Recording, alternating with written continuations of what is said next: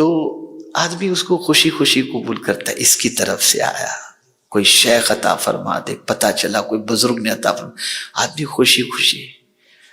کبھی رب کی طرف سے ہمیں کیا تحفہ ملا ہے اس کے بارے میں سوچا آپ نے؟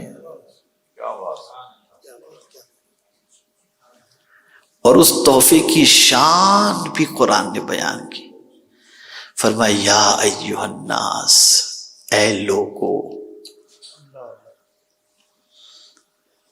پرٹیکولر مسلم سے نہیں کہا جا رہا، لوگوں سے، جنرل انسانوں سے کیا کہا جا رہا ہے؟ قد جاءتکم من ربکم، تمہارے رب کی طرف سے تمہارے پاس آیا، آئی تمہارے رب کی طرف سے۔ کس کی طرف سے؟ تمہارے۔ کیا چیز آئی؟ جیسا سخی ہو ویسی عطا ہوتی ہے نا بھئی۔ کوئی بہت بڑے مائنس والے کے پاس آپ چندہ لینے کے لیے جاؤ تو 500 روپے تو نہیں دے گا نا، وہ جیسا ہوگا اسی حساب سے عطا کرے گا۔ تو میرا رب سب سے بڑا اور اس کی عطا بھی سب سے بڑی عطا۔ تو وہ فرماتے قد جاءتکم من ربکم، تمہارے رب کی طرف سے تمہارے پاس آئی کیا؟ موعظہ، نصیحت۔ نصیحت آئی۔ اب نصیحت کی شکل میں کیا ہے؟ کیا مراد نصیحت سے؟ تو نصیحت سے مراد قرآن ہے۔ کیا ہے نصیحت سے مراد؟ کہ تمہارے رب کی طرف سے تمہارے پاس نصیحت آئی۔ اب نصیحت کسے کہتے ہیں؟ تو نصیحت کے معنی یہ ہوتا ہے جو دلوں کو نرم کر دے، یا تو اللہ کے حکم پر عمل کرنے کے لیے یا اللہ کی نافرمانی سے بچنے کے لیے۔ جو نصیحت دل کو نرم کر دے اسی کو موعظت کہتے ہیں، اور موعظت کی شکل میں اللہ نے قرآن کو نازل فرمایا۔ اس قرآن کی تاثیر ہے کہ یہ دلوں کو نرم کر دیتی ہے۔ میں آپ کو نسخہ دے رہا ہوں، بہت اہم۔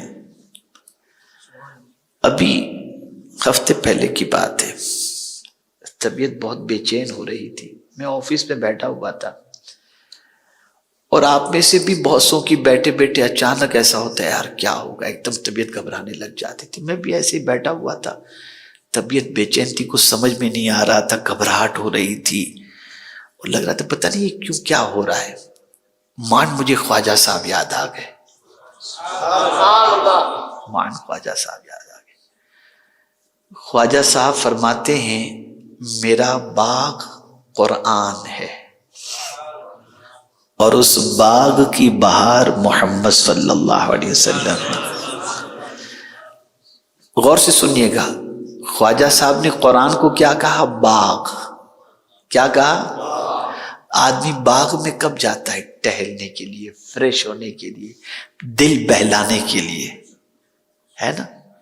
تبھی تو جائے گا نا آدمی، چلو یار تھوڑا سا دل بہلا کے آتے ہیں، پھول دیکھیں گے، ہریالی دیکھیں گے، تھوڑا سا دل بہل جائے گا، فریش ہو جائیں گے۔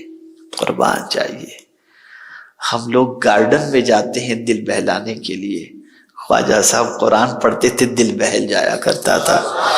بس مجھے خواجہ صاحب کی یہ بات یاد آ گئی کہ میرا باغ قرآن ہے۔ میں نے کہا چلو باغ میں تو آدمی دل بہلانے جاتا ہے۔ میں گیا، فوراً وضو کیا، قرآن شریف کھولا، پڑھنا شروع کیا۔ 2 رکوع بھی میں نے نہیں پڑھے تھے کہ ساری بے چینی ختم ہو گئی۔ توجہ چاہوں گا، دل بہل گیا۔ قبر جہاں کوئی دل بہلانے والا نہیں، کوئی تسلی دینے والا نہیں، کوئی راحت کا سامان پہنچانے والا نہیں، لیکن حضور صلی اللہ علیہ وسلم کے ارشاد کا مفہوم ہے جو قرآن کی تلاوت کا عادی ہوگا قبر میں قرآن اس تلاوت کرنے والے کے دل کو بہلایا کرے گا. یہ قرآن دل بہلانے والی چیز،